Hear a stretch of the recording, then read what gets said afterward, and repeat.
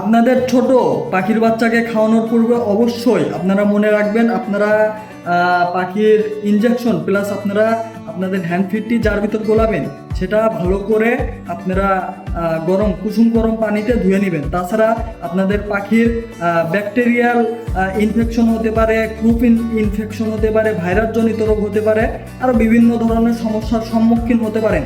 তো অবশ্যই আপনারা পর্যাপ্ত পরিমাণে গরম পানি নিয়ে আপনারা হ্যান্ড ফিড যার ভিতর গোলাবেন আর কি, সেটা ভালো করে আপনারা ধুয়ে নেবেন এবং ইনজেকশনটাও ভালো করে ফ্রেশ করে নেবেন, যাতে কোনো রকমের ভাইরাস ইনজেকশন বা আপনার যেটার ভিতরে আপনি হ্যান্ড ফিডিং গোলাবেন সেটার ভিতরে যাতে কোনো রকমের ভাইরাস না থাকে।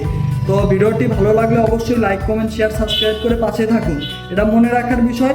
আর অবশ্যই আপনারা হ্যান্ড ফিডিং গোলানোর পূর্বে বেশি গরম হ্যান্ড ফিডিং কখনোই পাখিকে খাওয়াবেন না, সেক্ষেত্রে আপনার পাখির গ্রুপ ইনফেকশন বা যে কোনো প্রবলেম হতে পারে। ধন্যবাদ সবাইকে।